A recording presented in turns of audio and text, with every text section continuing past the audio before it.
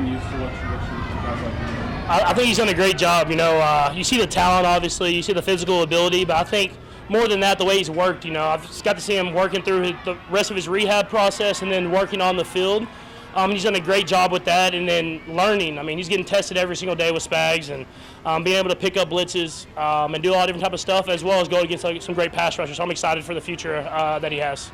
Rookie or veteran, just as long as he's new here, what kind of communication do you have? Yeah, a lot. That's why we sit in the film room and we talk through these things. I'm talking to that whole line, and we have to all be on the same page. And I think it's going to help him a lot that Creed's there and Trey and some of these veteran guys that know kind of how I talk and what I mean when I say stuff, as well as just us meeting together and having that communication. And I got to say, every training camp, the best test you're going to get is against Spags. So going up against him, seeing those blitzes, communicating, that's going to help us a lot as we get to the season. How excited were you to see Trey and George sign long-term deals with the Chiefs? I'm extremely excited.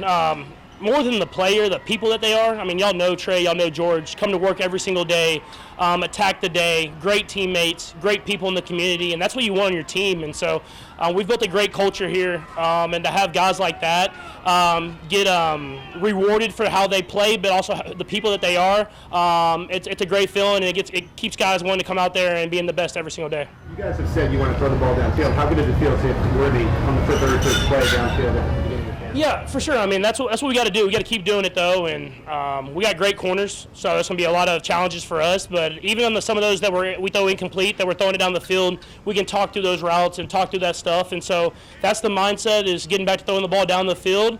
And if we can do that, it'll open up the rest of the offense. Is there anything, now that you have received for the full training camp meeting, that you want to get out of your two connections, given just how much time you missed last year? Yeah, you saw it at the beginning of last year with him being in the full training camp and another year of us and our communication. And it was going off to a very hot start, but he attacked the rehab process now and has came back ready to go. And so had a good first day today. We'll continue to work, continue to get better and better, and he'll evolve his game to be even better than he was at the beginning of last year. Coming back to St. Joe and just getting these guys acclimated, what's the message for you guys and for all the guys, new guys, and even some of the returners, that just to make sure you're back on the right track? Yeah, I think it's just every year resets, and we talk about that after we win, we talk about that after we lose. And so it's starting from day one. How can you attack this day to be better than you were the day before? And that's not only on the practice field, that's in the meeting rooms, and that's how you recover and get yourself ready to go. And so we know we have one of the hardest training camps out there, but it's for a reason. And so how can you attack it every day, not have those down days, but have a lot of just building and building, and that will prepare us for the next day, and it will prepare us for the end of the season. I know last year went. How do you feel this year? What is this year going to mean to Hollywood Brown, and maybe what he can mean for your offense? Yeah, you could see at the beginning in training camp last year and in that first play of preseason, he's going to be someone that's going to make plays for us.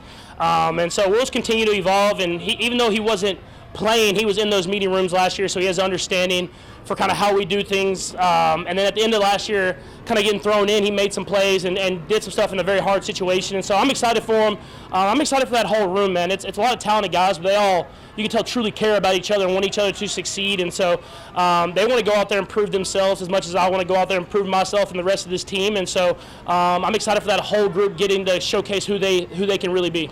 And knowing that he might be out at the beginning of the season, you don't know how long or if he's going to be out, what are you trying to get accomplished to make sure that if he does get suspended, comes back, he's ready to go? Yeah, I think we just come out here and practice hard every day. You can't worry about stuff that's going to happen down the line. You worry about how can you get better this day, how can you get better the next day, and that's how we go about our mindset regardless. And so all that stuff it will handle itself, and I'm sure the coaches can speak more to it, but at the end of the day, we're going to go out there and attack the practice and attack the day so that we're prepared to play that next day. Patrick, what place did the Super Bowl kind of maintain in your off-season motivation? Was it front and center, the way it ended? Yeah, obviously we didn't play the way we wanted to play, and on a national stage, a worldwide stage, and you want to go out there and be better, and so that kind of helps you out on some of those extra workouts that you don't want to do, or some of the different stuff that in order to get better for that next season. It kind of keeps that in your mind. But now we're here. We're here. You can start over. How can I get better for my teammates? How can I get better for the guy beside me? And going out there and attacking so that we can find a way to win that last game and not lose it. This is a little related to the question Harold asked, but did you speak directly to the team with any message of your own or just something you're going to pass along day to day?